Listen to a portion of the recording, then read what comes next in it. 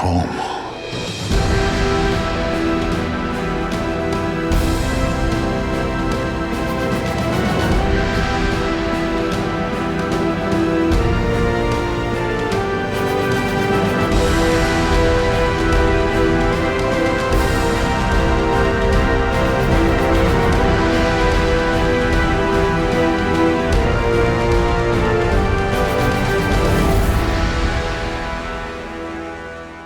Welcome, Gothamites, to another episode of the Arkham Sessions. My name is Brian Ward. With me, as always, the psychologist of the superheroes, superheroines, and supervillains of Gotham City, and now a galaxy far, far away, Dr. Drea Letamendi. Hello, Drea. Hello, Brian. How are you? Better now than I have been for much of the last month. It's been a little while since our 200th episode, which I think went very well. A live viewing with our patrons. On our new Discord server. It was super fun. Yeah. It's been a few weeks. We've had a lot going on, and unfortunately, we both were under the weather. That was my fault. No, well, do you want to? It was my fault. I've been calling whatever bug we had the Picard flu. Yeah. But go ahead and explain why I call it that. Because our dear friend, who's also a patron of ours, Todd Stashwick, is starring in the new season 3 of Picard, which can be seen on Paramount Plus. He is Captain Liam Shaw, the captain of the USS Titan A, the ship that they are commandeering for their mission, Picard and Riker. And he was so kind. And I am so humbled and honored to have been a guest of his at the world premiere of the first 2 episodes, which was held at the Chinese Theater in Hollywood. And afterward, there was a big celebration across the street at the Roosevelt Hotel, where I got to meet a number of the cast and the crew. He introduced me to Sir Patrick Stewart and Jonathan Frakes and Gates McFadden, all these people that I've grown up watching and going to conventions and seeing and meeting sort of as a fan. I got to meet as the friend of their co-star. So it was so amazing. But for the next week after, I got basically con crud just from all the talking and shaking of hands and taking of pictures. And then you ended up catching my con crud, and I apologize for that. It's totally fine. But we're on the mend. I was about to say it's worth it, but then I realized you didn't get to go. I wasn't at the Picard premiere, but I experienced a vicarious joy knowing that you got to meet so many of these amazing actors and people who have been really pivotal in shaping your Star Trek fandom. Yeah. So we've had some other things going on. I just want to say a huge shout out to our Discord members. Even though we haven't had a show put up in a few weeks, there has been chatter, a great amount of community and conversation. If folks aren't aware, our Discord server is rather new, but it's a place where fans and listeners can talk about various episodes, the comics they're reading, the shows they're watching. You and I occasionally drop in there, and we just enjoy shake things up. I'll drop things in there that I won't in other spaces, as just a heads up or even just a sneak preview of something. So even though we didn't have a show up, we had a bit of activity there. Check out our Discord. It's super fun. We as the hosts are in the Discord. We are present. We're a part of the community. Mm-hmm. And we also would love to receive questions there and other activities. So please check it out. And I'd like to do another live show at some point. Sure. Sooner rather than later. That was a blast. That'd be great. What else, Trey? There were a couple other things you wanted to mention. I guess if we're going to go into Star Wars, one thing that I should mention is if you happen to be in Austin for South by Southwest this month, you will get to see me in a documentary all about the making of the Star Wars holiday special. I believe it's called A Disturbance in the Force. And It is a fantastic documentary that I'm super surprised they were able to get as many people who actually worked on the holiday special to talk about it.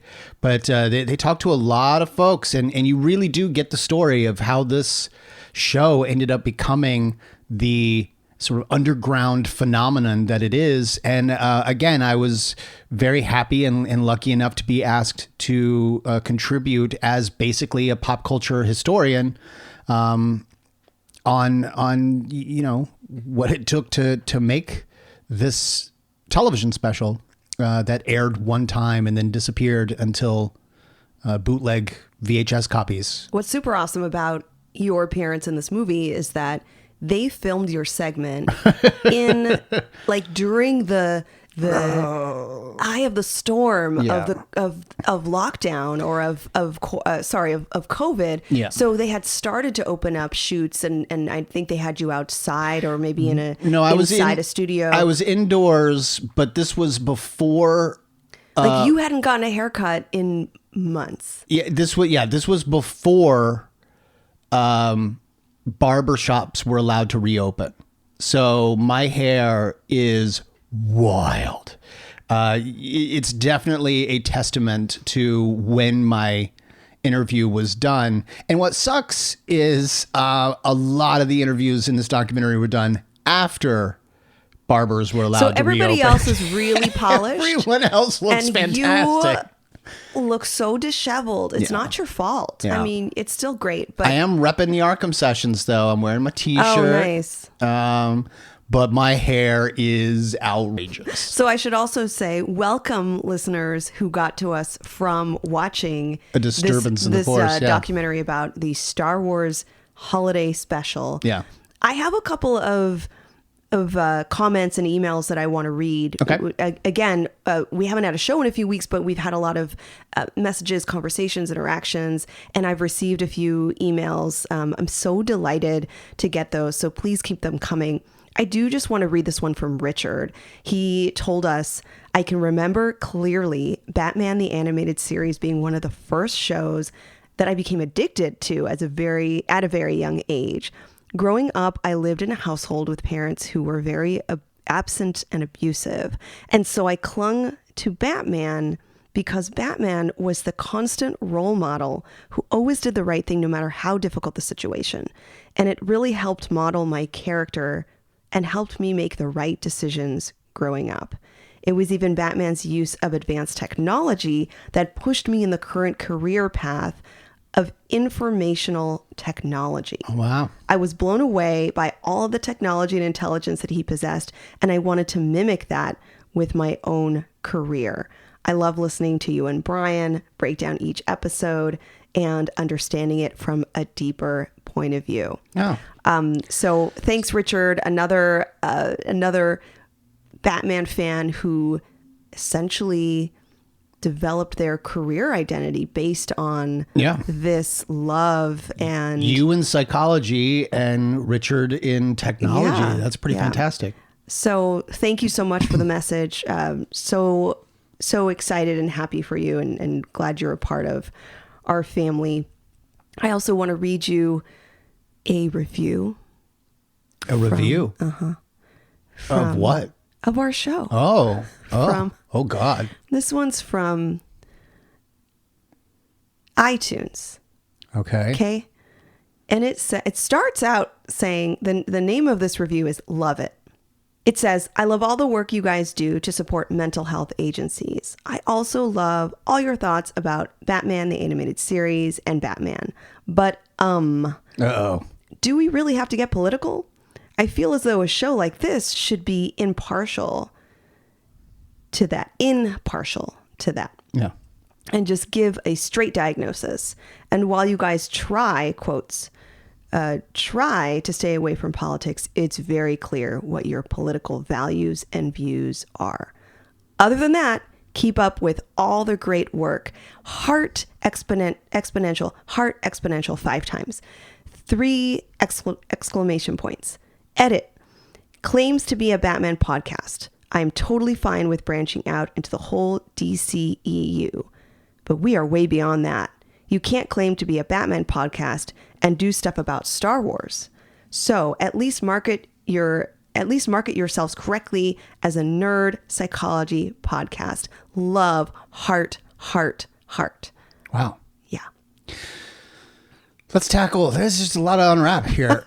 Well, so we started out. Wait. We started Three stars. 3 stars. 3 stars. Oh. Wow. With the amount of hearts and the word love and exclamation points, yeah, we got 3 stars.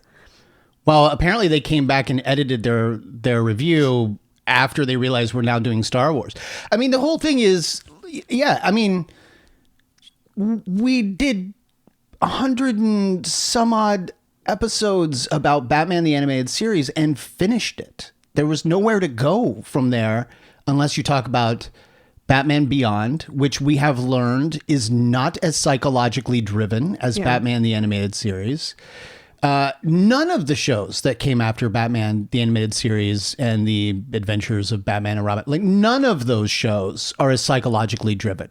Justice League, I mean, everyone is going to point to that one episode in that one show that was like super psychological, and you're absolutely right, but none of those shows carried the same weight. Sure, and we've gone through some of the films. We've even gone through some of the video games. Like, we've been pretty thorough. Yeah. I don't think this reviewer is saying you have to stick to that, because they said, I'm fine with you branching out. I think what they're saying is, why are you not branding yourself to sort of be, in name, in brand, representing all these other fandoms? And my response to that is, I'm perfectly fine continuing to be called the Arkham Sessions, because this is the spirit of a psychological review and analysis of fictional characters. Yes. And the Arkham idea, that construct certainly comes from the Batman universe, but I think that we can kind of extend that, again, in the spirit of talking about psychology broadly. And I also believe the subheading for the podcast is something like a podcast about Batman and more. And more. We said it's and more. There's an and more in there. Yeah. But I mean, if we called ourselves like the Nerd Psychs, it wouldn't. No one would.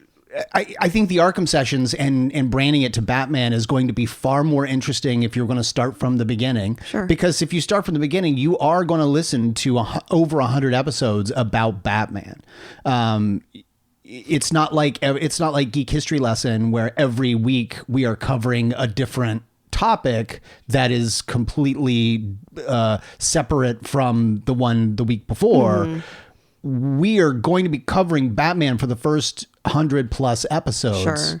It's predominantly Batman. I mean, we're on the 200th or 201st episode here. Yeah. And I think we can safely say the majority of our episodes are Batman. More than 60% are about Batman. Yeah. And, again, I don't think we have to justify it. I do think that, if anyone's showing up here expecting to listen to a podcast about Batman, I'd first say you have literally more than 100 episodes to enjoy for that. But second, we haven't abandoned Batman. We will continue to dip into that pool as we get more content. And I mean, with the recent James Gunn announcements, we have plenty to play with in the next 5 years or so. So I think what I want to tell Orca Master, if they are still listening, is thank you for the review. We don't get a ton of reviews. I certainly wish there were a few more stars in the results here, but I appreciate the comments. Politically, what I'll say about that is I respect that comment. I respect that feedback. As a clinical psychologist, the work is deeply ingrained in the analysis and explanation and curiosity around human behavior. And human behavior is like an everyday experience. Yeah. It is ubiquitous. It is commonplace.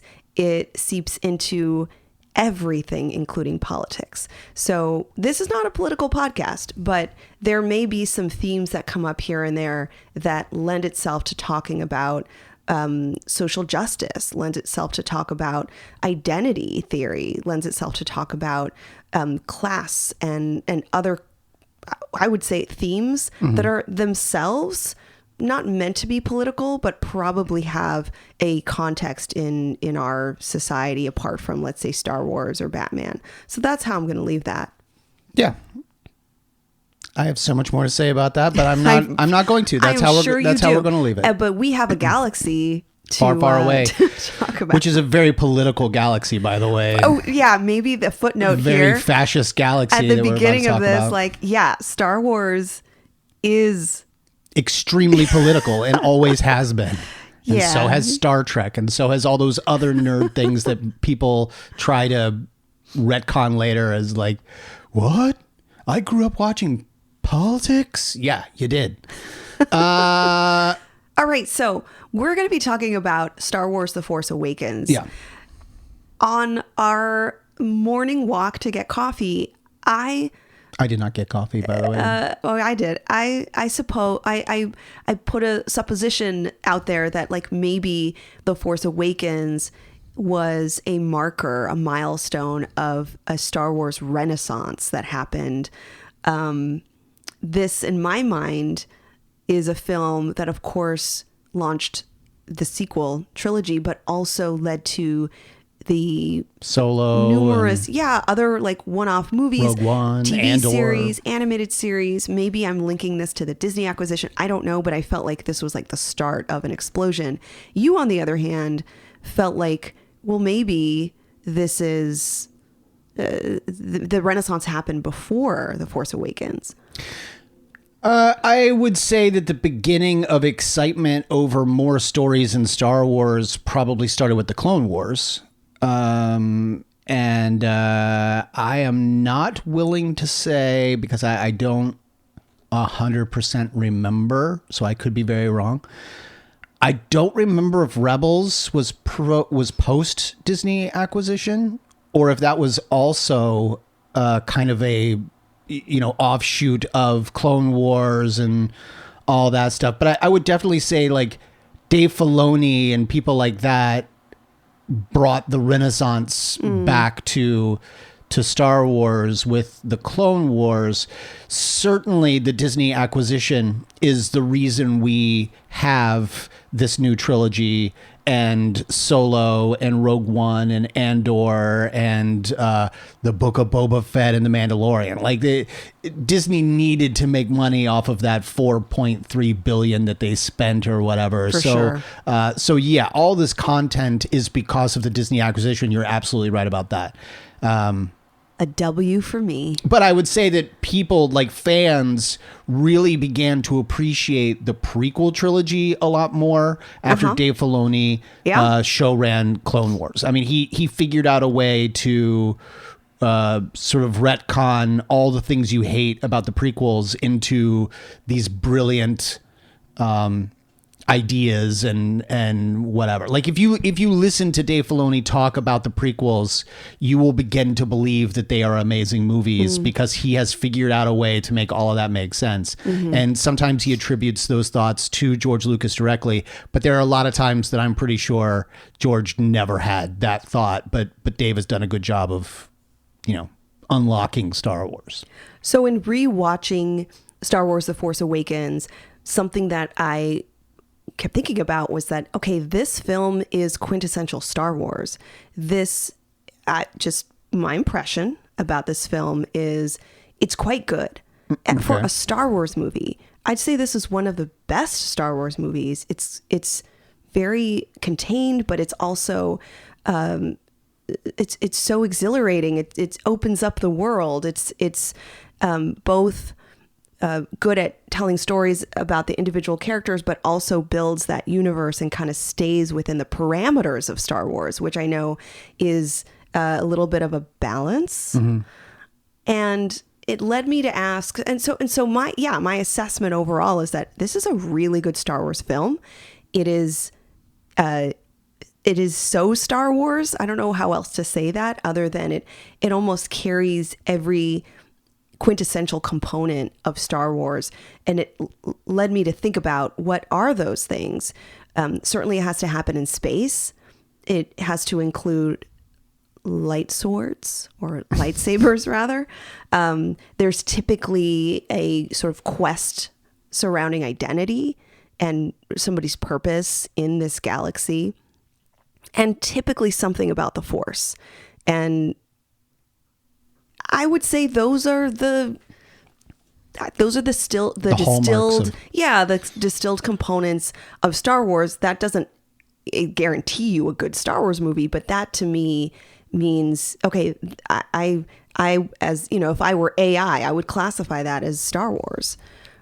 So Andor, you have said, is one of your favorite pieces of Star Wars, but I wouldn't say it checks all those boxes that you just listed as quintessential Star Wars. Isn't that interesting? Yeah. Yeah. Well, do you feel like this is, we have multiple films to compare it to, but do you feel like this is one of the better ones?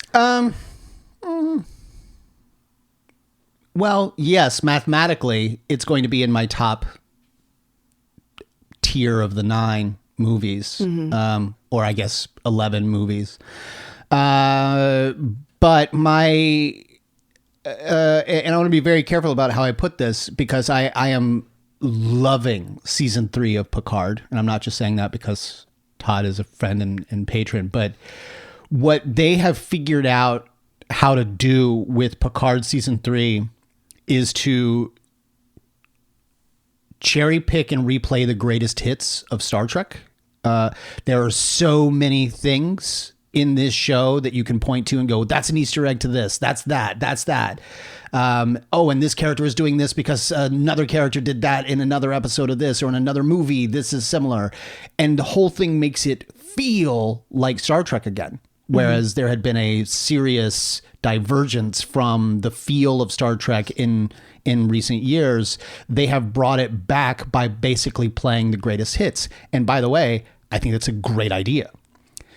J.J. Abrams did the same thing. Everyone claimed that The Force Awakens was just a reboot of the original trilogy. It's all so very similar. And in fact, what he did was he even goes and takes direct shots from the first Star Wars and brings it into this, linking everything together. And I think you're absolutely right. I think what you're seeing is they have taken the greatest hits of Star Wars and they have brought it back. You're still going to have the farm boy / girl on a super desert planet that is not Tatooine, but might as well be. You're still going to have the Millennium Falcon. You're still going to have someone discover that they are Jedi worthy when they didn't know before. They have no idea who their parents are. They have hope in their eyes for a greater future. Now, in her case, she's not hoping to get off the planet. She's just hoping her family comes back to her. So for her, it's a much more personal and take her off the planet, I think. Maybe. Yeah. But yeah, so they are again cherry picking the greatest hits of Star Wars and creating a new movie around it. But we're still going to have a Death Star. We're still going to have a black suited, black masked villain. We're still going to have the Empire. That's the part that I'm really sort of confused about, to be honest. I understand that Star Wars is really always been about rooting for the underdog. And look, I know listeners are going to write to us and they're going to be like, "Oh, and Brian, are you going to get political?"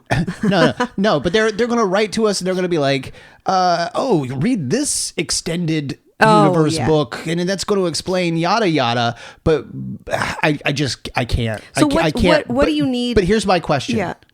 We beat them, right? The rebels beat them 20 years ago or whatever, 30 years ago, when we destroyed the second Death Star and we defeated Palpatine.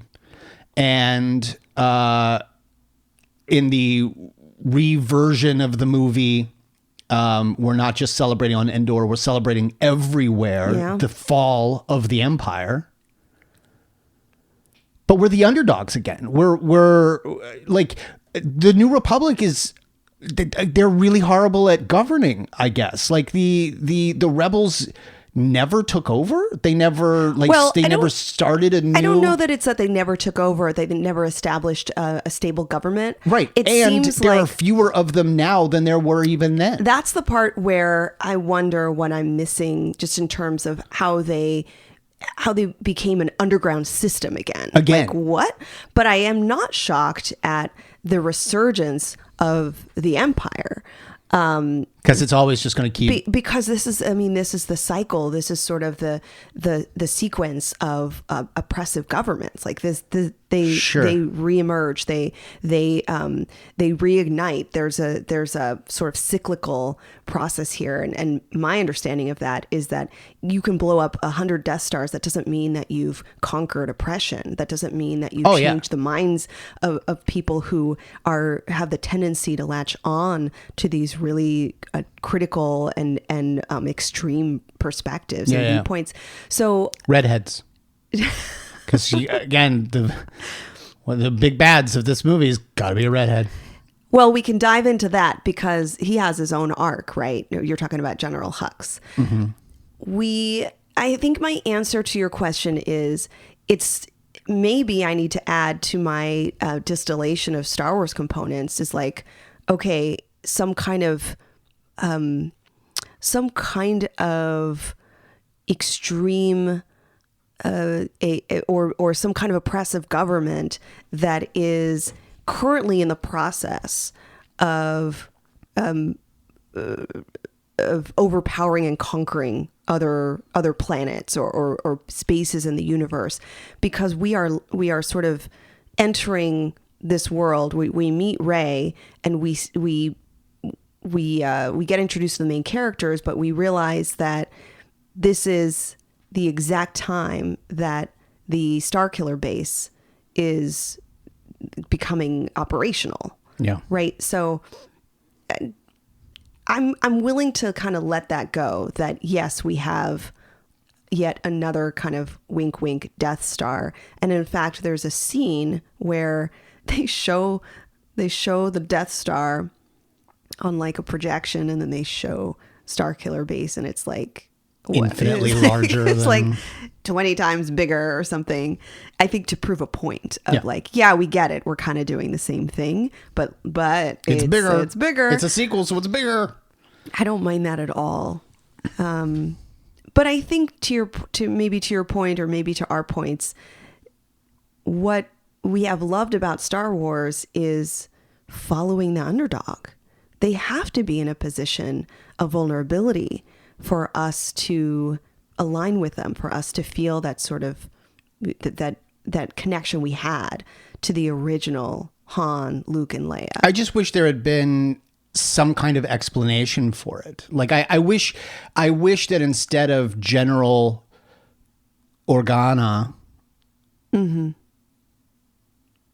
we had gotten to see her as a politician a little bit. Yeah. Like we had gotten to see the Padme Amidala. God, right. You're going to get so many emails.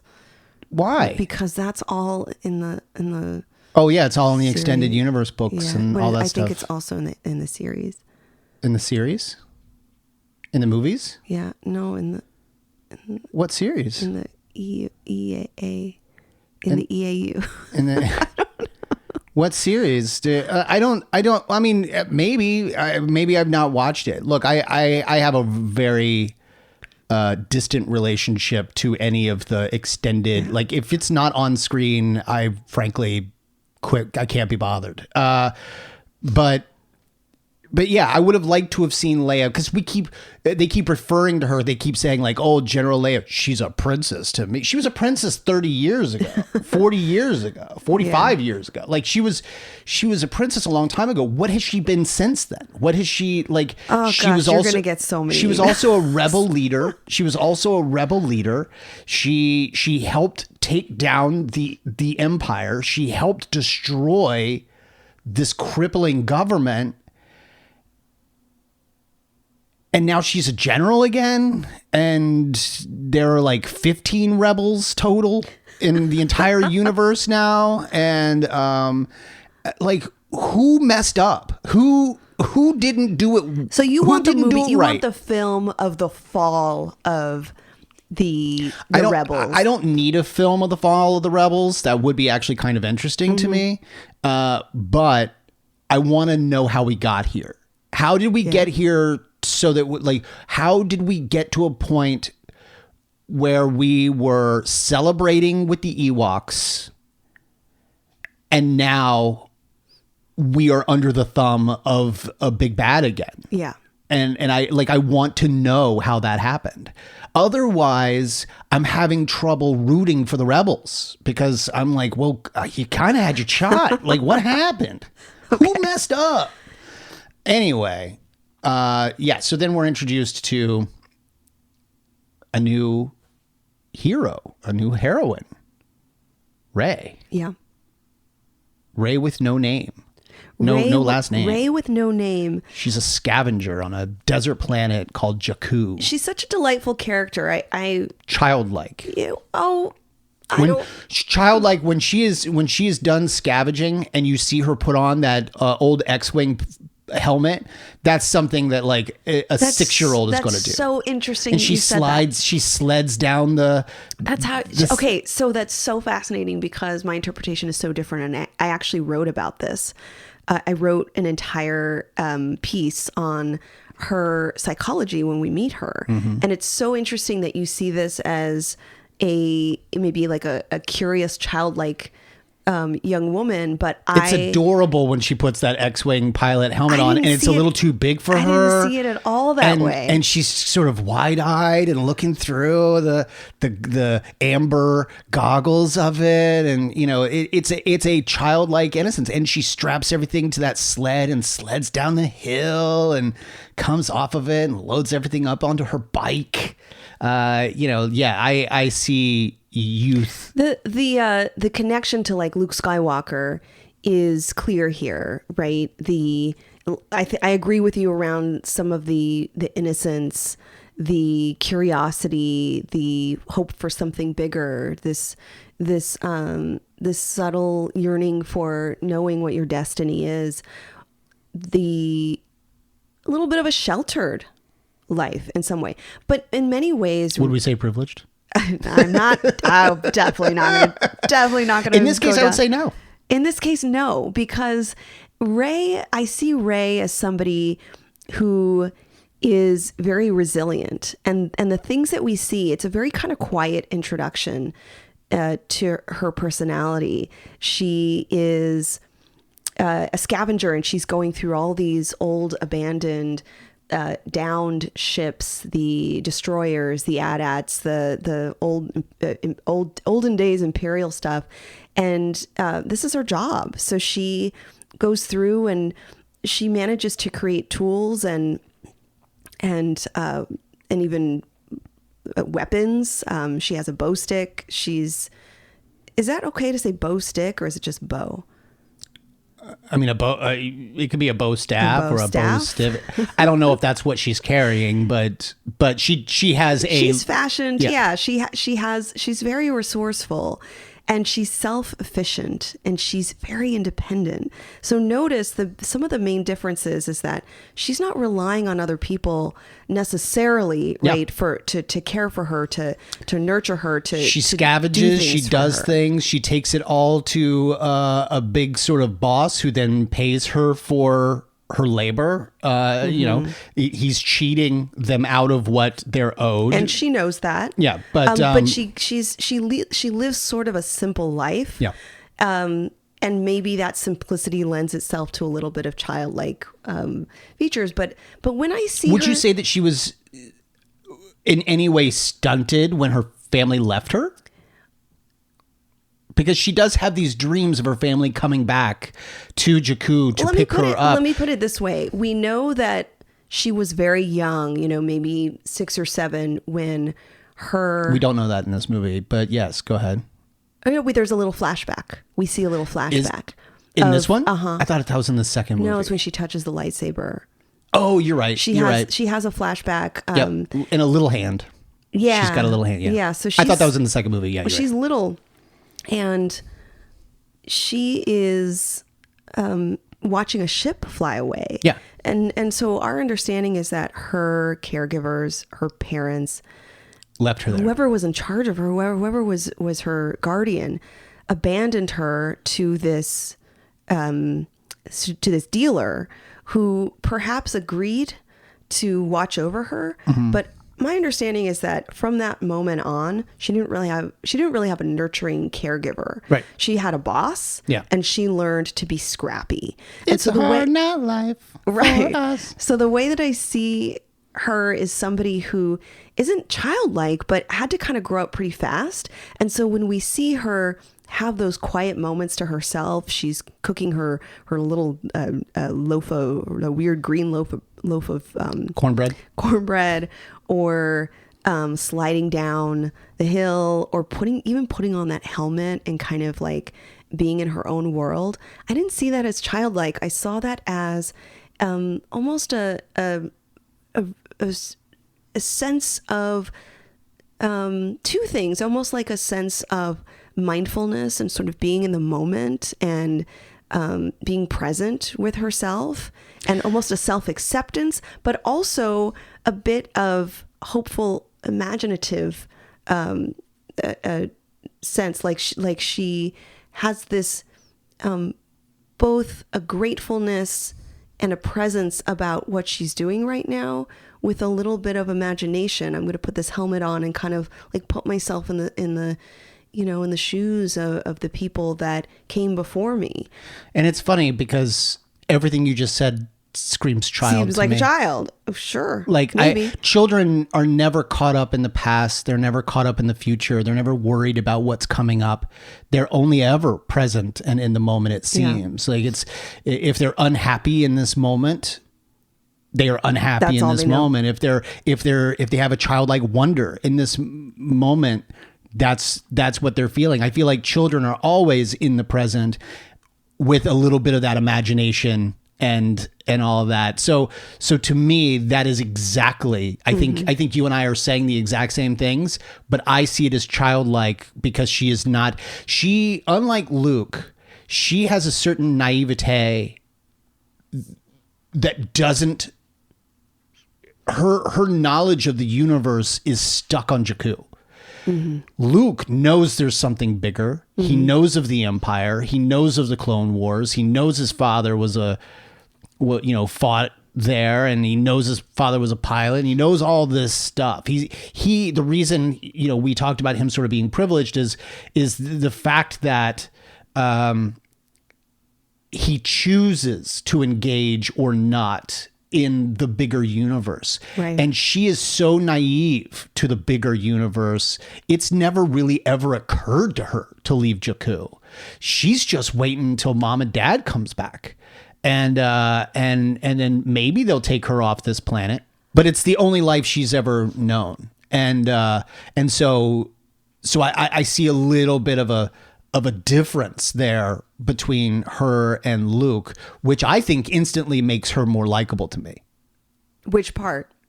All of that. I feel like that same innocence and the fact that I don't see privilege in her as much as I did in him.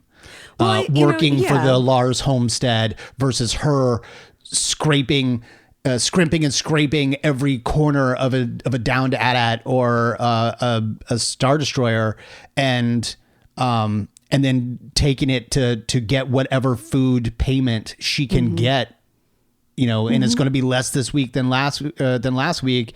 So for me, I don't see her the same way I saw Luke, and to me that makes her infinitely more likable right off the bat. Mm-hmm. There's a sense of humility about her. She's not overly confident, but she has a sense of self-awareness. Yeah. An ability to take care of herself, self-sufficiency, some, again, what I would consider some of these are very mature traits. Yeah.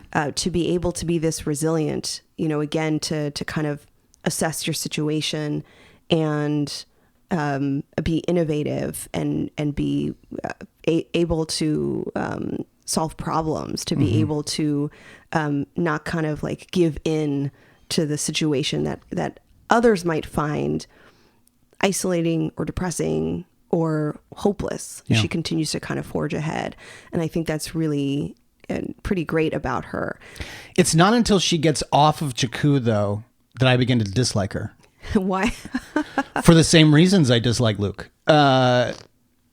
She's infinitely good at everything. Or I'm sorry, she's instantly good at everything. Other people have complained about this. She flies the Millennium Falcon like she's flown in her... I mean, it takes a few minutes, you know. She does scrape across the ground, you know, in it. But by the time she's done, it's like she's flown the Millennium Falcon her entire life. This is where she grew up, or this is what she learned to fly on. Wouldn't you say, though, some of this could be that she is... Calm down, because we don't know. We don't know what it is you're about to say. Well, but yes, it's the same thing I have a problem with Luke. Can I use the F word? That she's force sensitive. But here's the problem that I have with that, and it's because there's such a low sample. Everyone who we've met who is force sensitive, turns out they're basically a Jedi from the moment they find out they're force sensitive. So it takes her, she has no problem withstanding the torture of Kylo Ren probing into her head. And in fact, she begins to take over and she starts to tell him things about himself, you know, like, and she's not even trying at this point. And then she tries thrice to get a stormtrooper to unlock her cuffs and leave the door open for her. The first 2 times they don't work. The 3rd time she figures it out. She unlocks it. She concentrates and then talks to the stormtrooper and it works. So again, similar to Luke, it takes little to no training at all for her to master all of these different things. By the end of the first movie, she has successfully wielded a lightsaber and defeated Kylo Ren, who was trained by Luke Skywalker. She has flown better than anyone has flown certain blah blah blahs. She has learned to fire a weapon, and she's the one who hits Kylo. Right? Isn't that how? Oh no, I'm sorry. That's Chewbacca. Chewbacca hits Kylo, but she gets him in the arm with the lightsaber or something at the end. But she does become increasingly more annoying the moment she gets off Jakku. In that same way that Luke did. How do you feel? I suppose it doesn't bother me as much because there's going to be, I mean, you sort of need your hero to stumble and fail and show vulnerability. And what I will say is that she doesn't have a ton of those moments. Yeah. She has more moments of almost immediate success. Yeah. And I don't struggle with that too much because I feel as though we do get to see her. You know, again, the things that I care about are, you know, what are the traits that allow us to kind of connect to who she is. And it's not as if she pushes a button and she can fly that ship, or she is handed a weapon and she knows how to use it. There are a couple scenes where Han is showing her, you know, this is here's how you hold the blaster. He doesn't, though. He actually doesn't. Because I thought so too. And then we watch it. He hands it to her and she starts aiming it. And he's like, you know how to use that thing? She's like, yeah, you pull the trigger. And he's like, it's a little more complicated than that. But then doesn't tell her. He doesn't actually explain it. He just says, it's a little more complicated than that. And then she just has it now. and she, you know, she sort of fires sloppily at Kylo in the woods. And same with the lightsaber. It's a little bit too heavy for her. She stumbles a little bit with that. She's not too confident in. But she's stronger than Kylo. Like Kylo reaches out for it, tries to bring it to him, and she is more powerful than he. It bypasses him and goes right to her, which, by the way, is a spine-tingling, like hair up against the back of your neck, like a joyous moment. That's a great shot, a great moment. But yeah, like she she can overpower him that way. I think that what is probably the most compelling for me is not necessarily how good of a pilot she is, or even any of these things. Maybe for me, it's the idea that it's the mental fortitude. Yeah. It's the constant determination, this ability. If I don't know a thing, I will figure it out, and I will make sure that I focus and problem solve and overcome my ignorance, just in order to be successful. And that really kind of takes me back to what I originally said about her and her resilience. That is a character who starts out showing us, let's give you those moments to kind of set that tone or set those building blocks. This is a very resilient person. She basically had to raise herself. She had almost an ability to be competent in everything that she faces, because that's how she survived. Yeah. And I get that means that a lot of times we're almost going to see her as overly successful in some of the things that she tries. Well, she's the Anakin. Like, Anakin was the same thing. He was a slave on Tatooine, but was the best pod racer that anyone had ever seen at the budding age of like 6, whatever, however old Anakin is at that age. Instantly climbs inside of a starfighter and is able to, right. defeat everybody. Now this is pod racing. Like, oh my gosh, the other day I was right by the school. Did I tell you this? There's a school right across the street, and I heard a kid say, "This is just like pod racing." Oh my gosh. Oh my gosh. Awesome. Yeah. So yes, she is exhibiting the signs of Anakin more at this point, where she is also resilient, also experiencing things for the first time. He had never been off Tatooine. She's never been off Jakku. And in fact, wants to go back. Like, she, at multiple times, she tells people, I got to go back to Jakku. Yeah. Like, I've already been away too long. Well, let me say that, something that's pretty critical and probably a vulnerability of hers is that while she has all of the, what I call the C's of resilience, the coping, the confidence, the sense of internal conviction, the control, what she doesn't have is one C of resilience that's very, very critical, and that's connection. When she's on Jakku and up till the point where she's taken off the planet, or she flies the ship off the planet, she doesn't have a meaningful interpersonal connection to anybody. Yeah. She meets BB-8, and that's probably, and she's hesitant to even connect with this little droid. Right. But that's really the first time, it seems, that she starts to form an attachment. Yeah. And that's what I would say, that is a flaw in her psychology. Just as a person, things are going to be much more difficult when you have to face things alone. Do you think that she was told at a young age not to form connections? Like, don't bother. Not at all. Nope. I don't think she was. So you don't think that Unca Platt, whatever, like whoever took her after mom and dad left, do you think that guy's like, don't you trust anybody in this spaceport because this is a place for scum and villainy? I think she learns that. I think from day one she sees how to survive, and you really shouldn't have. You should really keep your relationships pretty superficial. Or that the moment that her parents leave, she's now got that sort of abandonment kind of. Sure. I can't trust in anyone else because my own folks just flew away. Yeah. Yeah. Yeah, I think that's there's a high likelihood that that's what would happen for someone like her. Yeah. I've said this before, and again, I need to preface by saying that it's not, it didn't break me by any stretch of the imagination. I know that, my parents have talked to me about this.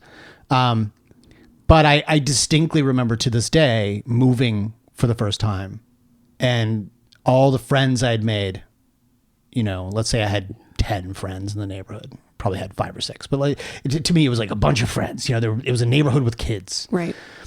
And when I say 10, I mean like Some of them had siblings who were also. This is before the internet, where the friends that you have are the ones in your in your down your street. Correct. Yeah, the ones that you know. And you go down the street one way and you meet up with these friends, or down the street this way and you meet up with these friends.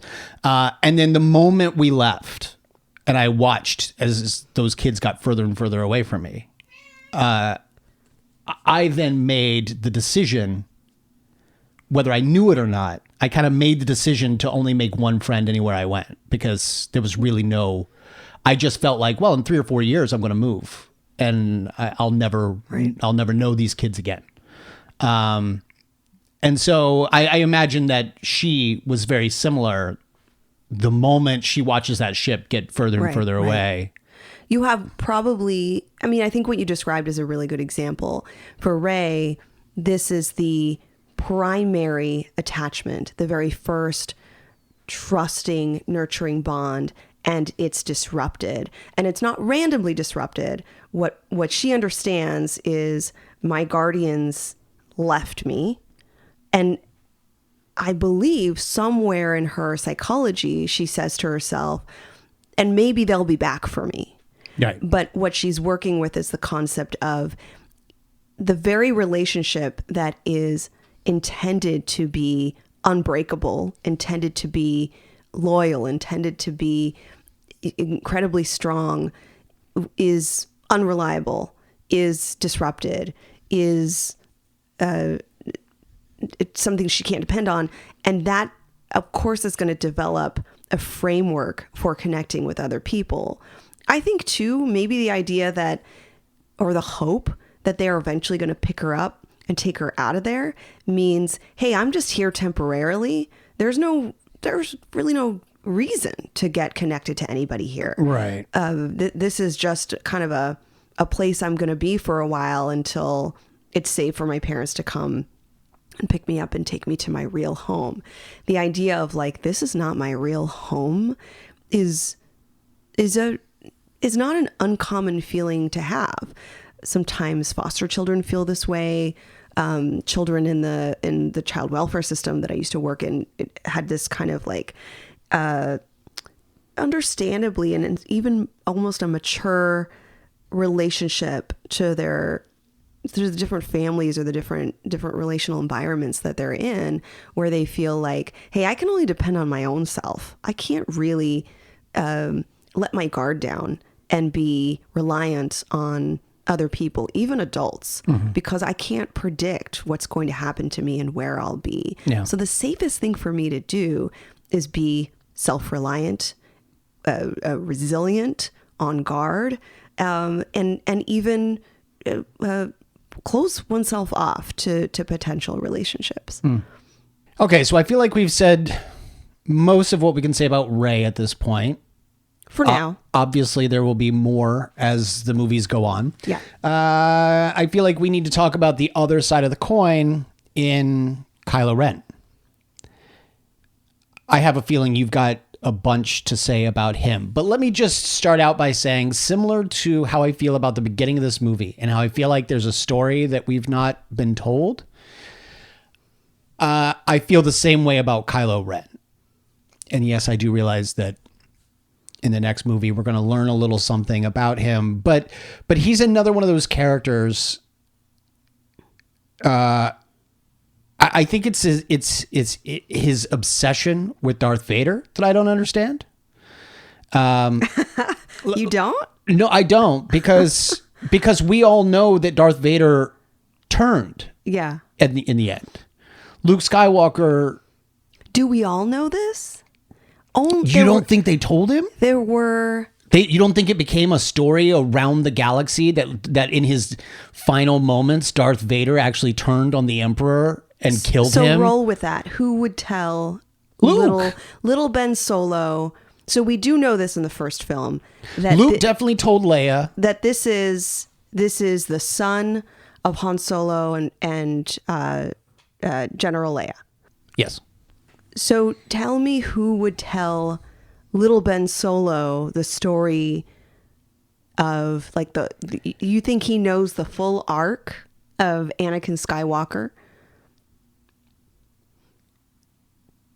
No, I mean, yes, I think Ben knows everything that we knew from the first trilogy. I think certainly everything Obi-Wan told Luke told Leia. Like, I don't think Luke held that back from Leia, his sister. Mm-hmm. I think that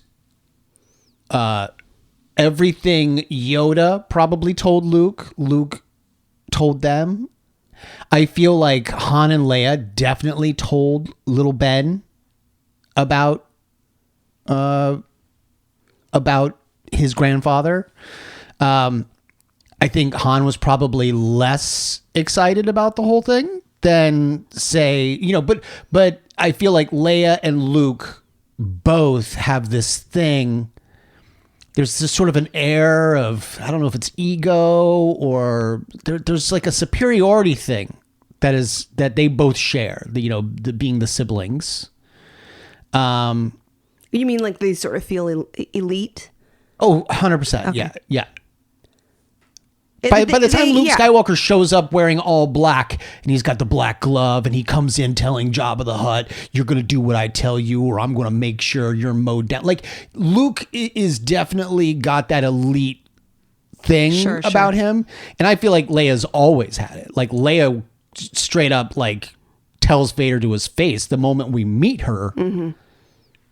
Should have known it was you. I smelled the foul stench. So she's definitely got a superiority thing as well. I feel like the Skywalker twins. I can't imagine that the story didn't get out. So I think what I'm looking at or what I'm considering is a story went out, and we don't know what that story really. But you think they wouldn't we tell? We don't know what narrative was shared with little Ben Solo, but you don't think little Ben probably found out that his grandfather in his last moments turned to the good side, and that Luke saw ghost Anakin? I'm not saying they didn't tell him that, but it could be a way that a story is told to you that you begin to interpret it your own way for a couple of reasons. One is a very developmental reason. Ben Solo may have been told the story from when he was very little. Mm-hmm. And he may have, because of what exists in him, he may have always been drawn to the Anakin that is Darth Vader. There may have already been... The way you were.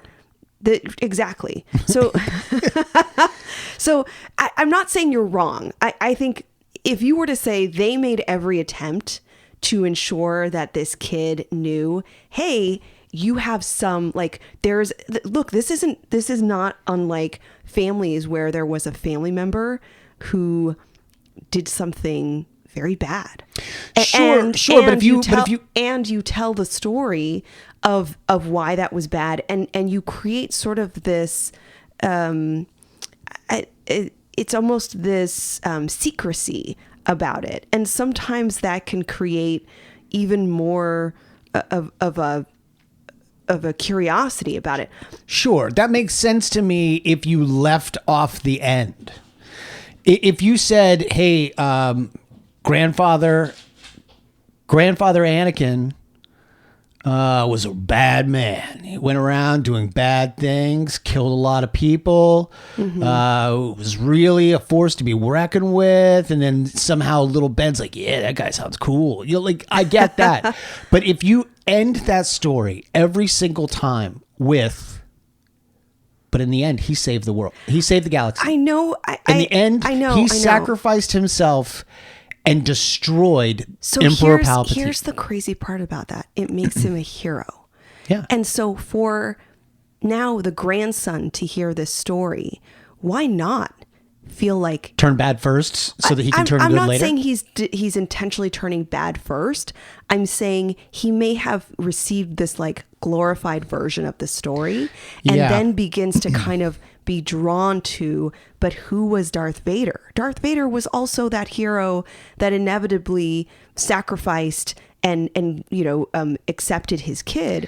So I'm not saying you're wrong. I guess the question I think is, what I'm saying is from the perspective of little Ben Solo, who we know is dealing with an internal tension, internal anguish, his own stuff unrelated to the family stuff, that becomes kind of a mixture of intense feelings, and he latches on to this deceased family member, this person in his heritage, his ancestor, who has this legacy. Now, the legacy is tainted with some very awful things, but in his mind, he's convinced himself that he can emulate, and even I even want to draw out that he believes he can. I wonder if you can play that clip where he's speaking to. This is what I was literally about to ask you about. So let's play this first. Forgive me. I feel it again.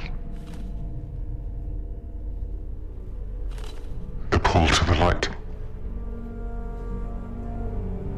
Supreme Leader senses it. Show me again the power of the darkness, and I will let nothing stand in our way. Show me, Grandfather, and I will finish what you started. What is he talking about?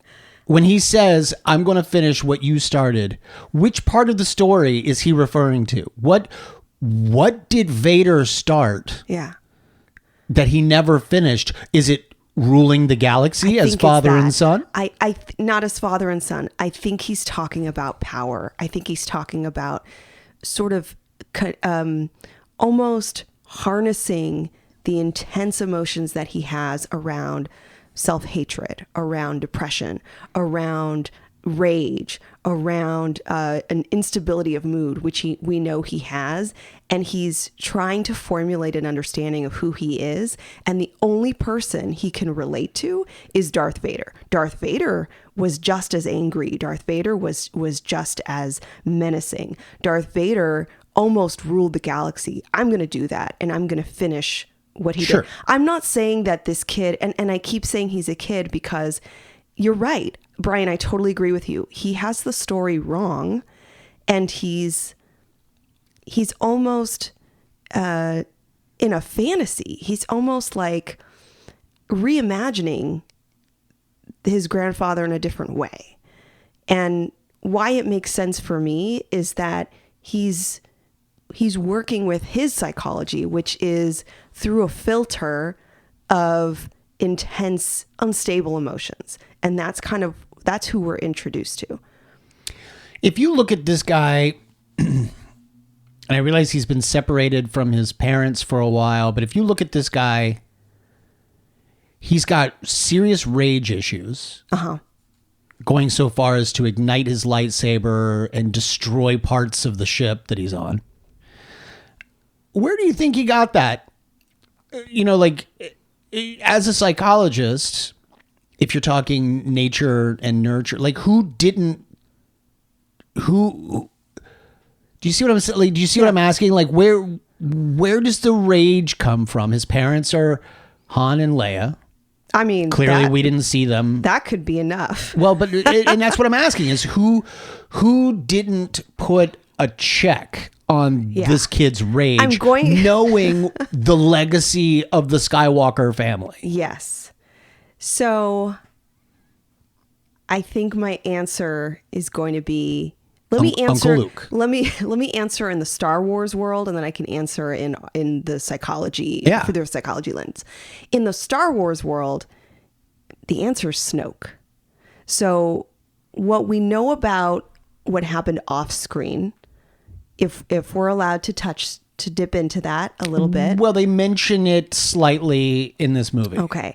So somewhere around the time that Kylo Ren, before he's Kylo Ren, he's Ben Solo, he's been sent to get trained by the legacy that is Luke Skywalker to harness the existing spiritual force within him, which he may have already shown he has a propensity for, and to fine tune it so that essentially he becomes a Jedi. And the part of this that he may be angry about in the Star Wars world is that his parents sent him to this like Jedi camp, and he may not have wanted that for himself. So here's my question. We know for a fact that the Jedi used to take really little kids basically away from their families. Yeah. They're kind of like foundlings, right? From the Mandalorian. Yeah, you lore. take them, you make a deal, you negotiate with the parent gives the kid up, and you take them back to the Jedi Temple, and you train them from the time that they're, basically toddlers on. Mm-hmm. Do you think Luke not took Ben as a toddler, but when Luke started up his little Jedi training facility, do you think he was taking little kids, or do you think he was waiting a little older? Because Luke was 18, 19 when he first started getting trained in the Force. So do you think he was like, maybe it's better if I wait until they're a little older, like I was, a little more mature and able to handle it? Or do you think he was like, oh, I'm just going to raise these kids up like child soldiers like the Jedis were? Like, when do you think Ben started his training? Okay, so I don't know the answer to that. I believe he started when he was more of an adolescent teen. And was it like going over to Uncle Luke's house? Like, no. He was sent. No, I believe that he was like. So you think Ben and Leia gave up their kid? This is like summer camp. This is like you're gone. I don't know what your summer camp was like, but I like that. It's not day camp. It's basically equivalent to going to an elite prep school, right? Yeah, sure. And staying and sleeping there and staying there. Sure. I do think more people will have concrete answers about that. I don't know. The concrete answers are going to come from one of those books. Well, I had the cassette. Before the sequel came out, like before everything was completely re-envisioned, I had the cassette tape of the Jedi training book, and it was all Luke training these youngsters for to become Jedi. So somewhere in the Star Wars mythos is the idea that you're right. These young people, most of them children, need to be trained early so that they can harness these skills. What I'm getting at, but Luke became the greatest one of all. Of course. So what I'm getting at in answering your question is that while he was getting trained, he was noticed by Snoke. His power was felt by Snoke. Sure. And he was groomed by Snoke. We don't know how. We don't know when he showed up. We don't know how he introduced himself to him. Like we've seen how Palpatine glommed on to Anakin. Very similar. But we don't know how Snoke did that to Ben. And I think the question that I'm asking, before we start talking about Snoke and his relationship to Ben, I'm asking about Ben's relationship to his parents. Right.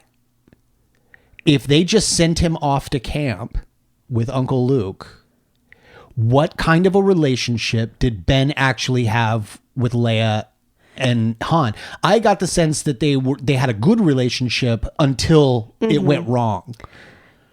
The way that they talk about it, and so this is the psychology piece, which I think I promised you.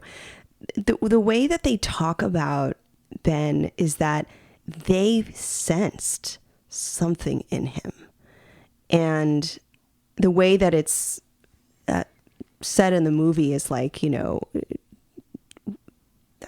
made it seem like they sent him off to Luke to circumvent or try to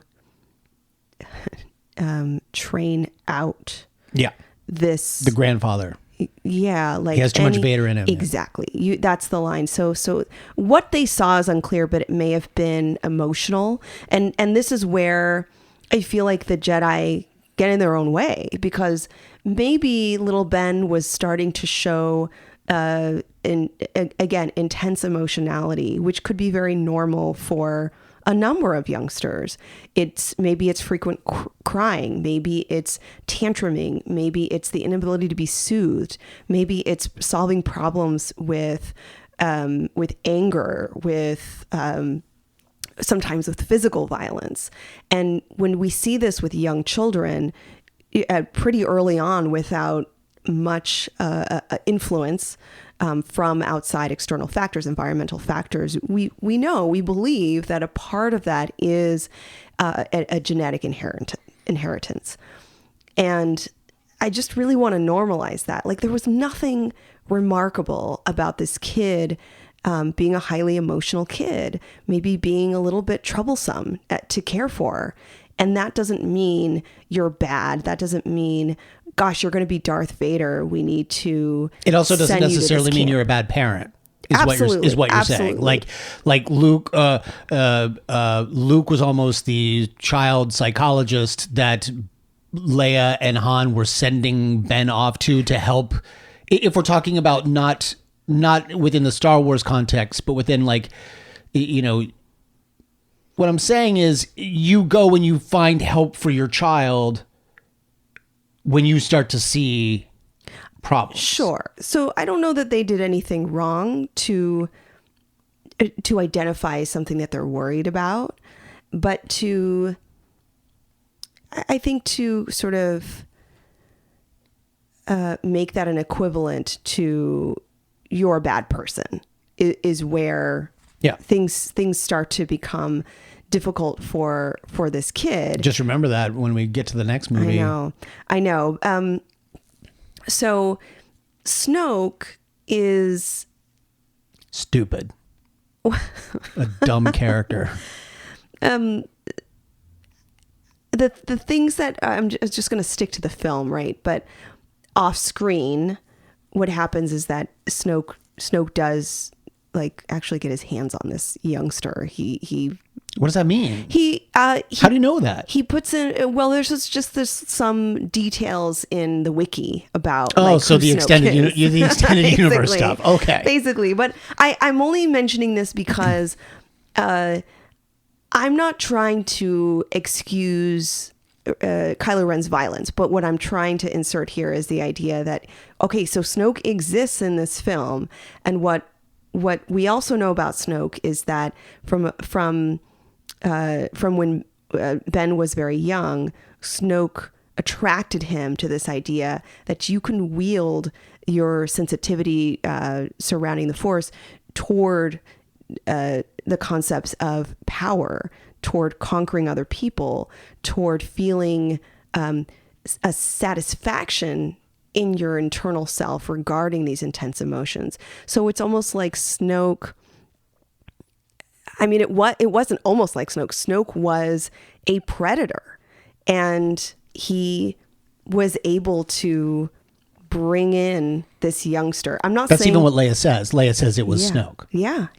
No, look. Do you think Snoke was a good guy? Like, do you think, similar to Palpatine, Snoke presented as an ally who then manipulated the situation and then took Ben away? Or do you think he always presented as evil, and somehow or another Ben was lured to that rock star lifestyle of he's the dark one. Like, do you know the way that Palpatine was, like, super nice and inviting and warm and loving? Like, do you think, and again, I'm not talking about any of the books or the comic books or the whatever, based on the context we get, Leia and Han know Snoke.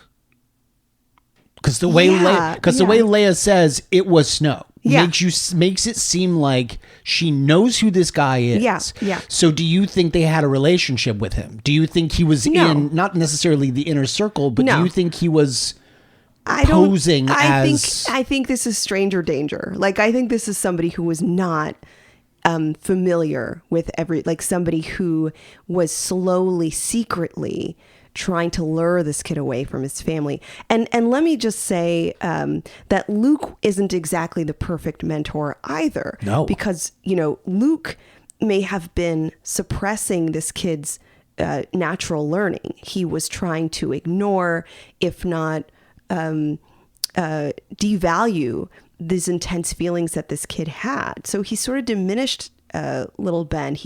Luke's ego is so big that I'm so glad someone else is saying it. Well, I'm saying it in terms of mentorship. Sure. He didn't let this little kid kind of be himself.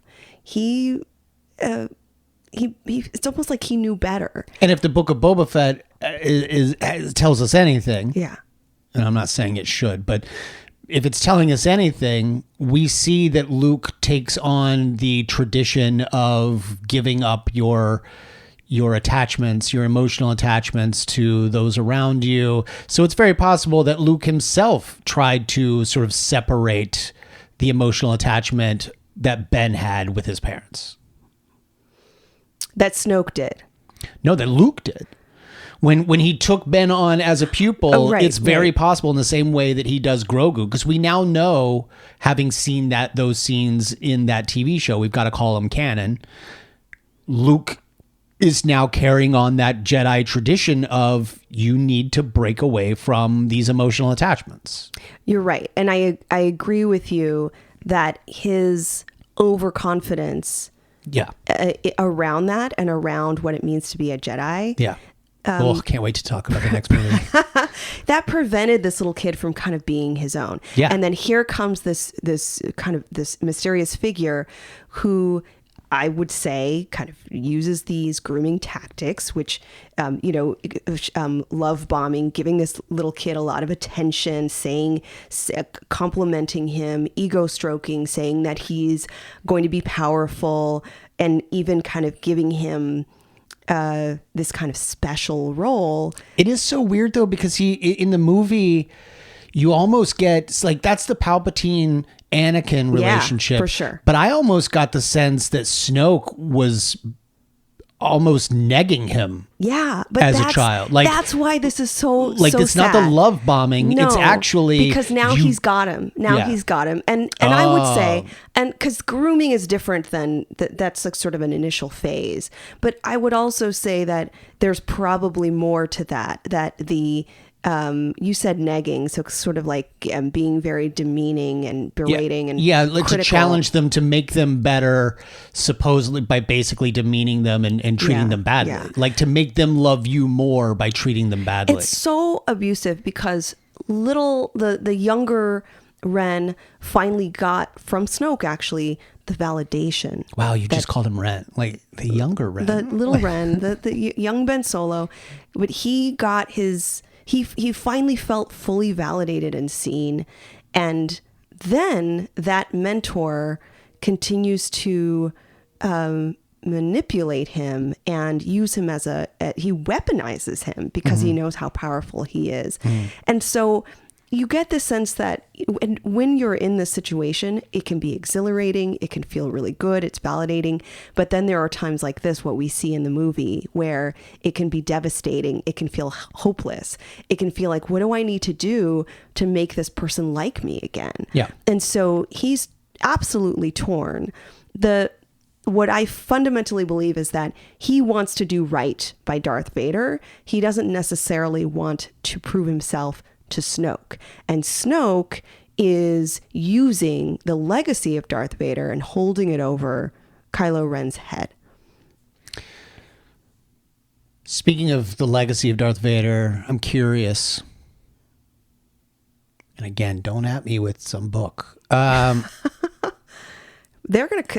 Wars fans are going to. What do you mean you haven't read the one by? So, are we going to talk about the helmet? Are we going to talk about who took that off the pyre on Endor? Like you're Luke. Talking about Darth Vader. It's got to be Luke. Luke Kylo Ren took it. Kylo Ren has the melted, disfigured helmet. Yeah. You think Luke took it and like sort of put it in his little dojo, or whatever, and then Ben stole it? Or something like this had to be an extraordinarily traumatic moment for Luke to connect with his father, finally beat him emotionally, not just physically, but emotionally. He died in his arms. he then took the body and burned it on Endor, on a forest moon of Endor, and kept the helmet? This is like a trophy at this point, right? Like who then keeps the helmet? Oh, and especially one that is as deformed, it's disfigured and melted, and just like, this isn't something I'd be like, well, this means a lot. I'm going to take this with me. Right. Like if you were Luke, you would want a transitional object that is much more related to the father you knew, not the good one. Yeah, not Darth Vader. I don't have an answer for that other than I don't want it to get into anybody's hands, and so I'm going to keep the melted helmet. Like, what if somebody really don't want anybody really awful? What if somebody to pick reverse this up? engineers it and tries to like resurrect? I don't know. It looks like a really horribly disfigured, like a resin 3D printed thing that just didn't have enough supports. It's so disfigured, and because we know that this took place on the forest moon of Endor, there are very few people who could have gotten it and brought it back with them. I don't think Leia would have done it. Han wouldn't have done it. Lando wouldn't have done it. 3PO and R2 wouldn't have done it. Chewbacca wouldn't have done it. The Ewoks wouldn't have done it. Wedge. It's got to be Wedge. I don't know. If it's not Luke, it's got to be Wedge. There's no, like, Luke. This is what I'm saying. Luke is a horrible person. And so many people want to hang their hat on the purity that is Luke Skywalker. But this guy had a funeral fire for his father and then took the helmet. The head was in there at one point. Well, he then after the fire went down, he then undid all the three pieces of the helmet and then was like, "Excuse me, Pa," and then like put it all back together and then like took it home with him and put it in the dojo. Like he's a sick bastard. So what if we follow the idea that it was Luke, would you then say that Luke created or facilitated the development of Kylo Ren? Because you have this symbol here that you can... Luke, we're going to find out. We can't talk about this. We're going to find out Luke is the trigger for Kylo Ren. But let me posit another scenario. Could Snoke have been a part of, in some way, shape, or form? Like, do you think Snoke somehow got a hold of the helmet and then gave it to... I think that makes more sense. Gave it to Ben. He found it. He located it and brought it to him. In the same way that you locate the holocrons and you go and you find this thing. Like, he was like, oh, it must be on that Endor planet. And then he went and found it. And then he presented it to Ben. And Ben's like, oh, this is why I've always heard about this. Yeah, and I wonder too, going back to your question about why on earth a young Ben Solo would start to start to emulate and glorify his grandfather, who was for a good while a very horrible person. Snoke may have had something to do with reshaping that interpretation, the of Darth visage Vader of as well. He's not as bad as everyone said he was. In fact, he may have even tried to reverse or rewrite the narrative. I know what really happened. There were only 3 people in that room. Let me tell you how it really went down. The rebels were terrorists. They weren't. Sure. Yeah. All sorts of things.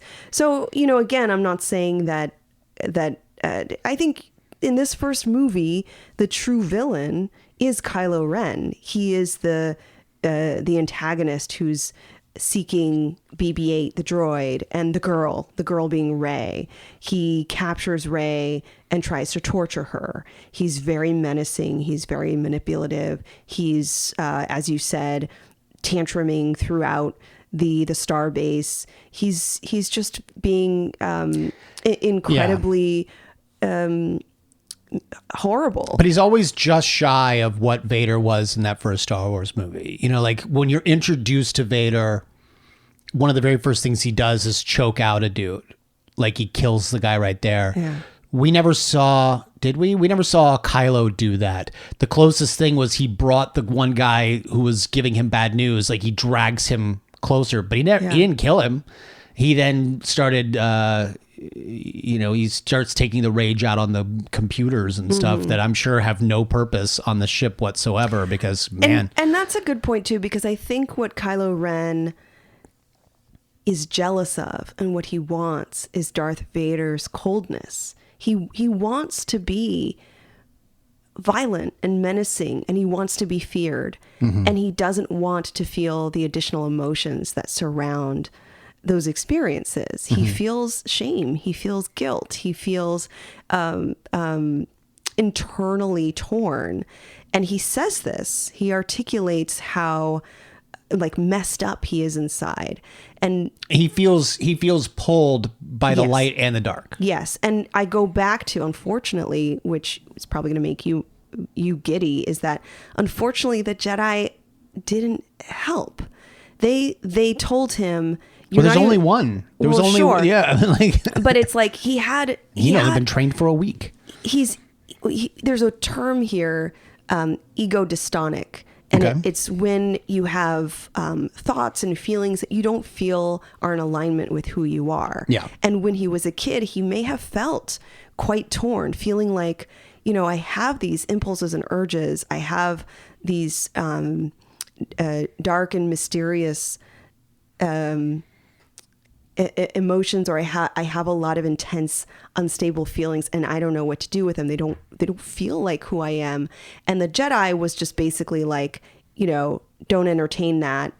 In fact, you should feel bad for having those feelings. Yeah. You should feel guilty for having those feelings. How dare you? Yeah. And that led to the need to kind of make this feel aligned. None of us can carry so much, so none of us can feel that torn and dystonic. We have to find a balance. We have to kind of reconcile that. But it is interesting. You keep referring to the Jedi. Yeah. We're not in the prequels. So there's one dude. Luke Skywalker is the only one who can be telling them this stuff, right? Yeah. Luke's the only one, and he's got the only training facility, and Ben is there. Who knows how many other pupils he has at this point? That's another thing. How I don't know. What if Uncle Luke starts showing more sort of attention to some of the other students? What if some of the other pupils are just a little bit better? Because that's the other thing is, and maybe I'm wrong about this, but I don't get the sense that Kylo is as great a force wielder as either his uncle or grandfather. I think you're probably right. And again, his ego was stroked by Snoke. Yeah. We have this sort of like, I don't know if he's overcompensating or just trying to assert his power, but you have this interesting sort of little competition between him and General Hux.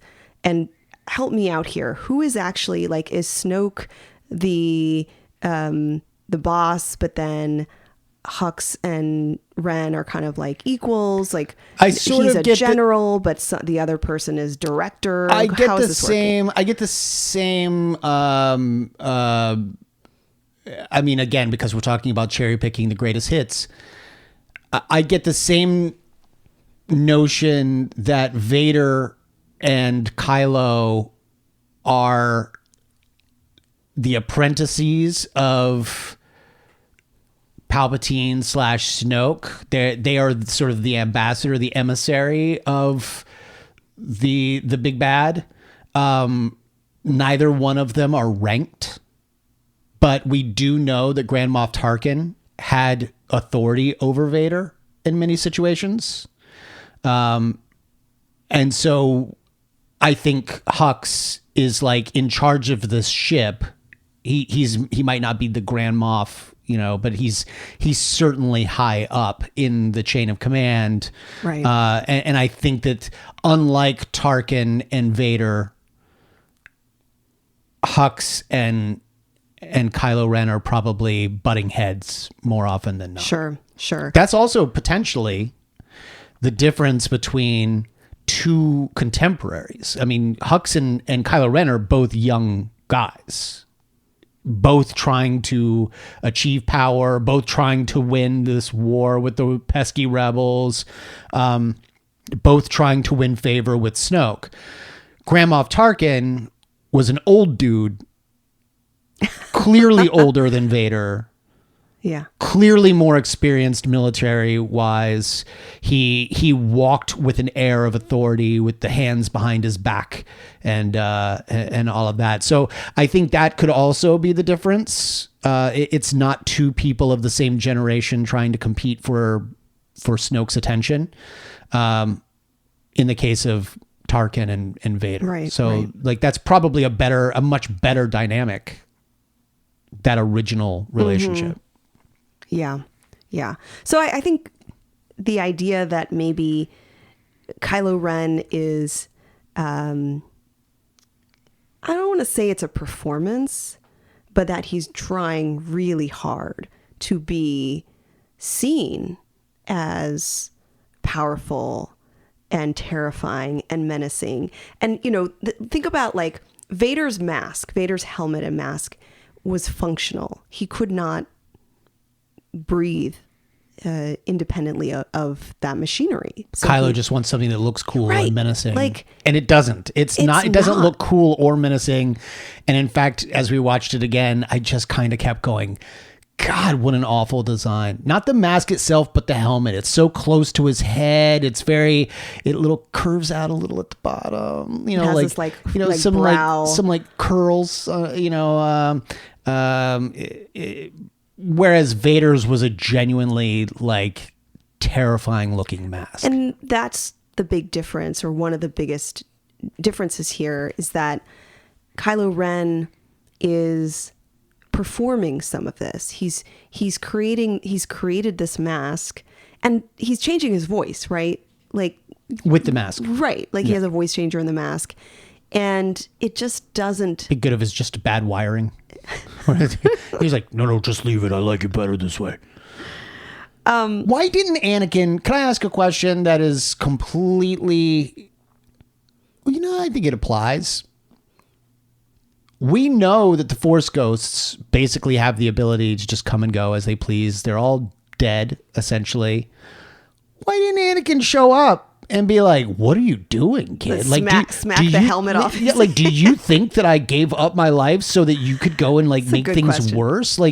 Why would Anakin not show up to talk to, because here you were talking about the performative nature of Kylo.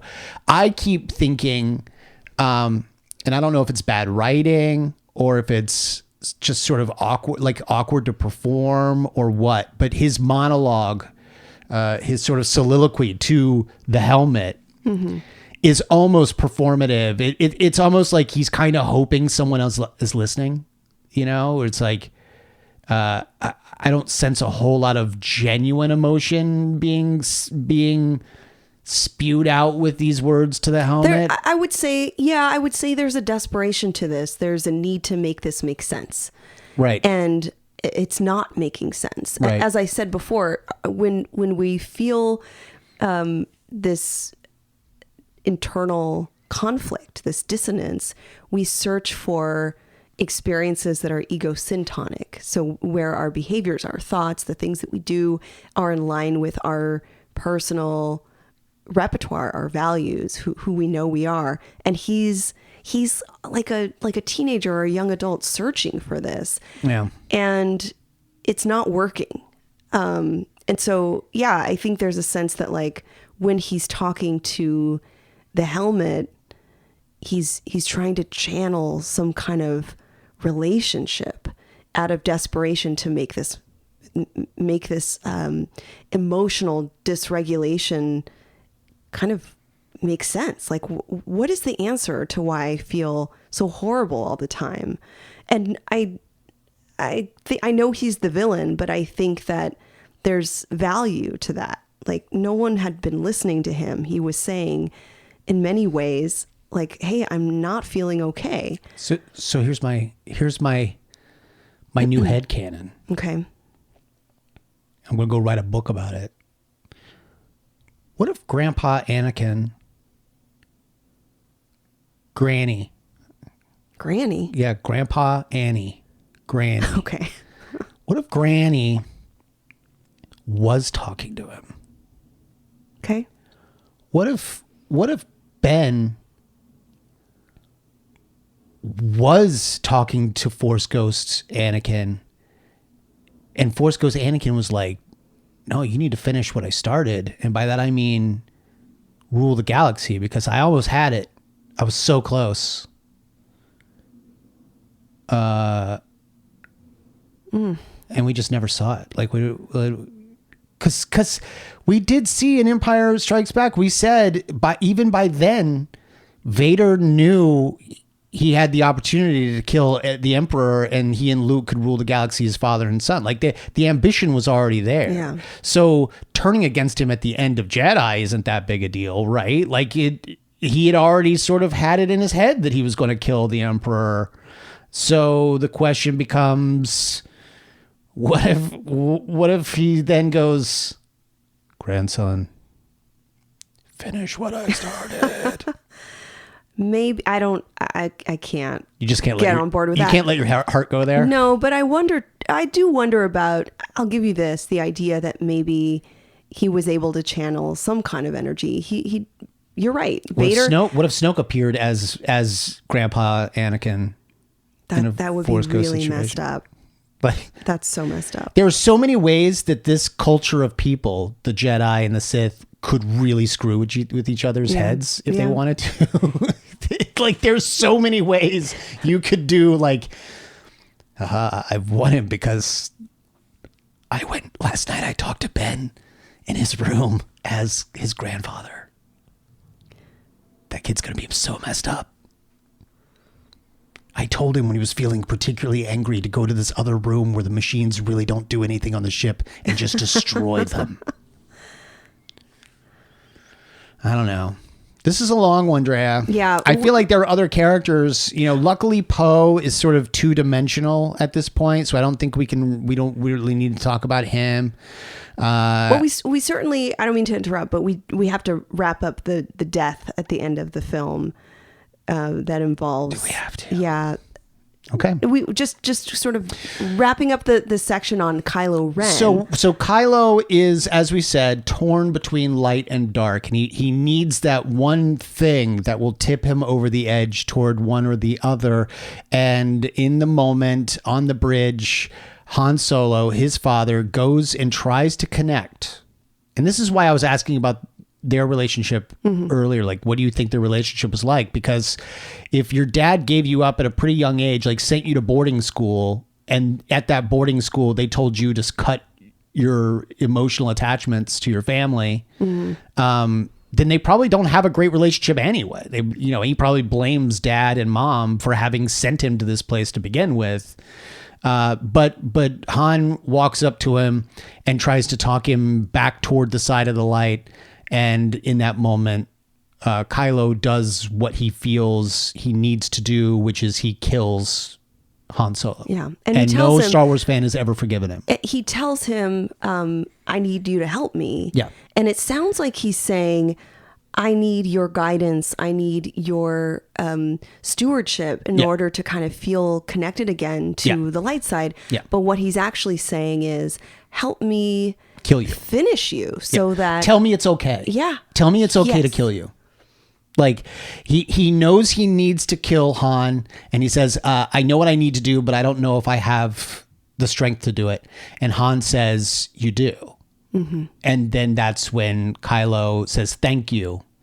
And he kills him. So he's asking for Han's permission to kill him. Yeah. So by that, I mean, he's still, not surprisingly, Kylo Ren will not achieve any kind of peace following this murder, but it does momentarily give him, or it satisfies his belief that if he exterminates or gets rid of anything that might confuse him or question his direction, that he will be he will be able to fully give into the dark side.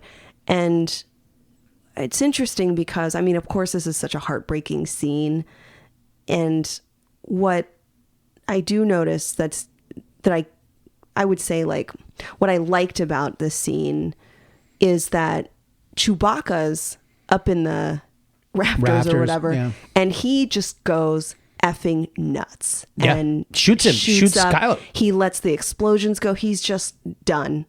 And I just appreciated that was a very real reaction. The most sentimental moment in the entire movie, and we're going to we will only mention the fact that Chewbacca is robbed of his great reunion with Leia after the death of Han Solo. That was bonkers, that last scene. I think it's an editing problem. So it's not an editing problem because he just walks right by them. Like, he walks right. She stops and hugs Rey. She's never even met Rey. I know. No, she has met Rey for 2 hours. Well, that's what I mean, though. It's like she has no idea who this kid is. That's why I feel like it's an editing problem because, Well, JJ admitted to having made the mistake. Oh, he later. does? Yeah. Okay. Later, he said, he tried to explain it. He tried to sort of explain why the moment is between Leia and Rey. Oh, gosh. But I don't Chewbacca comes off the Falcon and walks right past him. Like, there was no there was a scene where he stopped and we took it out for time. No, he should be in a devastating grieving period. Yeah. It is moments after his best friend is murdered. Yes. And murdered by a kid that Chewbacca has known since he was born. Because think about it. I mean, there's no way that wasn't Uncle Chewie to little Ben. There's no chance that Chewbacca wasn't basically a caretaker. I really of this don't child. like that the way that scene plays out toward the end of the film. It's unforgivable. Yeah, it is what it is. And I think for people like you and me, we're heartbroken for Leia. We're heartbroken for Chewie. We're not really heartbroken for Rey. No, because Rey, we learned that Rey views Han Solo as the father she never had. That's one of the bits of information that Kylo is able to get from her when he's probing her mind. Mm-hmm. But it's so superficial at this point. Like, there's no reason for that moment to be there. This is definitely a moment where Chewbacca, other people are angry that Han and Luke and Leia never got together in the trilogy. Like, this trilogy, they never shared screen time together. I don't care about that. That as far as the character relationships go, it's less about making me happy as a fan and more about the story and the characters. So I'm okay with that. But the problem that I do have is that the moment Chewbacca came off that ship, it should have just been the most gut-wrenching, tear-jerking embrace of Leia that anyone has ever seen on screen. You know, and it just didn't happen. Mm-hmm. And yeah, that makes no sense to me whatsoever. I did have a question for you, and I forgot what it was, but it was related to Chewbacca, and it was related to that moment, and now I can't think of what it was. I feel like we probably need to save Finn for the next episode. We're going to learn more about him, but what I do want to say is I really feel for him. For Finn? For Finn, yeah. That moment when a janitor is told to put on some armor and grab a rifle and then go kill some people, and he decides not to, and it changes his entire universe, because as we've learned as well, they take children. Yeah. And raise them. So it's basically a mirrored version of what the Jedi were doing. They take children. They're no longer cloning people. They now take children and they turn them into stormtroopers. And they don't give them names. They give them identification numbers. Mm-hmm. So it dehumanizes them. It sort of makes them feel like they're human weapons. And they program them. They give them mental programming. Right. Because Kylo senses that Finn is having thoughts while he's down on Jakku, and Phasma sends Finn back for reprogramming. So these are kids who aren't even given the ability to have their own thoughts. They're basically brainwashed. I do want to say that in the beginning of the movie, when he refuses to follow orders by killing all the villagers on that planet where we meet Poe and BB-8 and this older rebel character, Max von Sydow, and I just can't understand how he took this job. I don't understand how he took one scene to be in a Star Wars movie and he was done. He was done super fast. Yeah, but he so Finn refused to fire his gun, and from that moment on, it's as if he made a decision. I can't participate. In this kind of extreme violence. I'm feeling moral distress. Well, and talk about that. Talk about the moral distress. He has a panic attack. He does. And by the way, the triggering moment isn't killing the people. It actually happens beforehand when his friend, presumably, reaches up with a bloody hand and touches his mask and leaves a bloody handprint.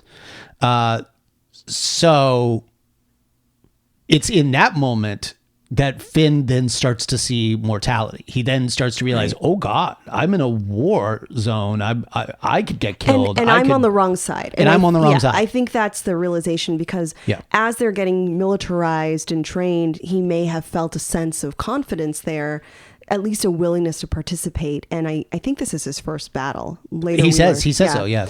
And he realizes as they're so unforgiving, lacking so much mercy in the way that they just destroy this little village, these innocent people, something is triggered in him. He realizes, I've signed on to the wrong thing, and this is not me. Yeah. And that moral distress is a very serious misalignment with the set of values that you have and the things that you might be asked to do, either in your job or in combat or during war. Well, it reminds me. This is. Yeah, it reminds me very much of the classic book turn movie. It's been made into a movie a few times. In fact, this coming weekend, I think the new version of All Quiet on the Western Front is nominated for Academy Awards. But the whole story of that is basically a young soldier who can't wait. He's being trained, can't wait to go to war and all of that, and then suddenly sees the horror of war. You get to watch as all of this unfolds in front of him, and he realizes this is not good. He was so excited. Now he's very much not. I've not seen the new version, but I'm excited to. Yeah, so Finn's disillusionment leads him to abandon the Empire. I'm sorry, the First Order. Oh, the Empire, the First Order. Yeah. And one thing that I never felt right about, which I think you can probably talk me down from this ledge, is that when he meets the wonderful character Poe, he said, I think they're either about to steal the X1, the TIE fighter. Yeah. They're about to steal the TIE fighter, and they're getting to know each other. And Poe asks him his name, and he says his name is FN2187. And Poe's like, I don't like that. I can't pronounce that. I'm going to call you Finn. Yeah. Which is no one should ever, if you cannot pronounce someone's name. Hey, we literally watched Han Solo say the exact same thing to Chewbacca, apparently. When he's like, what's your name? And he was like, he's like, I'm not calling you that. I'm not calling you that every time. I'm going to have to shorten that. Exactly. Yeah. I'm Don't make up a name for someone. Don't give them a nickname they didn't ask but for. Finn likes it. He likes it. He says, does. yeah, I like that. Call me that. And then later when Phasma refers to him by his identification number, he says, no, my name's Finn. Yeah. And so... and I get it in this case because the numbers were so objectifying. Yeah. Having a name like Finn, he's reclaiming agency. He's reclaiming identity. He's basically saying, do not use my old name. Yeah. This is who I am. And I can respect that. Psychologically speaking, and I realize this would be different for everyone, do you think he would have chosen No. an FN name? Like, if he's trying to obliterate that identification number altogether, do you really think he would have chosen... It low-key annoyed me when Poe just said, well, I'm going to call you Finn because it's comfortable for me. Yeah. And that's never something anyone should do. Yeah. Maybe ask, do you have a nickname, or what do you prefer to be Do you want called? one? Yeah. What would you like to be called? So... But he's literally talking to a kid that was brainwashed and has no concept of like what a name should be. Everyone he's ever known is either named a series of letters and numbers or Phasma. Yeah. Like he has no, he's like, I've never heard of another name. Okay. So Brian Ward. What else? Yeah. I think what else comes next time? I feel like we're going to have a lot to unpack next time. Unless there's something specific that you want to discuss, but I feel like, we've been recording for about 2 hours. So I think this could be a commentary. Just slap this right on to just 2 hour and 20-minute movie. Yeah. Yeah. Are you excited about exploring the next two movies? Like, is that something that, after having now seen The Force Awakens from the perspective of a psychologist, not simply as a Star Wars fan, are you now excited about looking at these characters going forward? These are the Star Wars that I was introduced to after getting into a career in psychology. Yeah. So I think what I'll say is like the original films, and I'd say even the prequels to some degree, have just this special, very unique, very innocent place in my fandom, in my love for Star Wars. Yeah. These films are great, but I have never not looked at it through a lens of a psychologist. I sort of went into it with... Because once you became a psychologist, everything you watch is now sort of trapped within that kind of. Not in a bubble. bad way, No, but just that's sort of the lens I see. Your expertise shines through regardless of what you're watching, Yeah. That makes sense. So I have an excitement for it, but I also know that I have thought very deeply about these films on multiple layers. Yeah, and you've written about them. And I have, so I can probably deconstruct and overthink and reanalyze these particular narratives, the sequel stories, quite a bit. I'm not saying that takes away my love for them, but it's a different kind of excitement. Right. Well, we're being told by our cats that it's feeding time, apparently, so we should wrap this up. Dre, I want to thank some of our patrons who have made this episode and all the ones coming up possible, starting with Andre Tate, Dr. Jerome Anderson, Antonio Lopez, Candy B, Kevin Ortel, Hero's Journey Fitness, my best friend Frank Muller, Mark Pepper, Emily Higgins, Swaras Ali, Michael Pruitt, Weffy, Eric O'Sullivan, Rachel Acevedo Hoffman, Zach Neal, Dr. Girlfriend, John Henry, my father, Carl Ward, and of course, our dear friend, Captain Liam Shaw himself, Todd Stashwick. Thank you all for joining us and for contributing to our Patreon. You too can have your name called out right here by joining patreon.com/Arkham Sessions. Just join that $5 tier and we'll call you out next time. Until then, or until next time, Drea, why don't you tell the good folks where they can find you online? You can find me on Twitter and Instagram at Arkham Asylum Doc. Check out my website, drdrepsychology.com. If you want to join our Discord, we'll put that link in the description. Please come and hang out with us. We are absolutely enjoying Discord, so you're all welcome. And I think that's basically it. That's it for you. That's it for me for now. You can follow me on Twitter. I'm at bward028, on Instagram at b_ward028. You can follow us both on Twitter at Arkham Sessions and on Instagram at the Arkham Sessions. You can email us at arkhamsessions@gmail.com. You can come follow us on Facebook. You can come to our Discord. You can come to our Patreon. There are all kinds of ways you can talk to us, so we encourage you to do it. Also, go follow our family over at Fanbase Press. Till next time, I'm Brian Ward. I'm Dr. Drea Letamendi. And together we are the Arkham Sessions.